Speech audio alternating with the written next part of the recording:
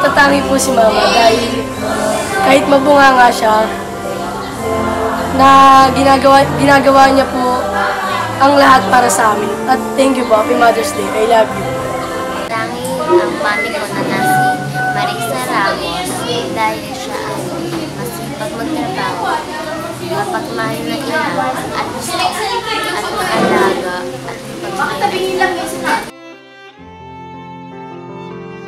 Natatangi ang mami ko.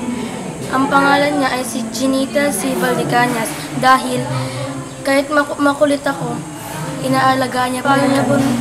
Kahit po pinapalo niya rin po kami,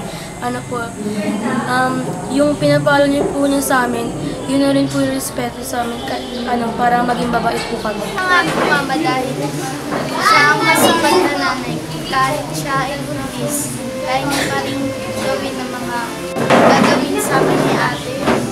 Kunyari po, nagkasakit kami, siya po yung mag-aalaga sa amin.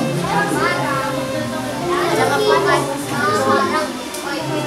buntis siya, kaya niya pa rin gawin yung mga gawaing bahay. At tsaka po, kahit naman po ganun, tulungan pa natin namin ni ate.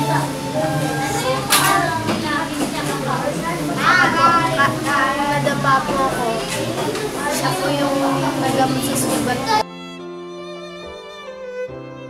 Natatangin ko po yung mama na mabait at masama.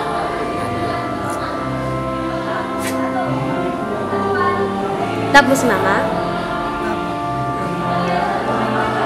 Sige, sabi mo na Happy Mother's Day, Mama. Happy Mother's Day, Mama. Natatangi ang mama ko dahil isa siya sa mga taong kilala ko napakalakas.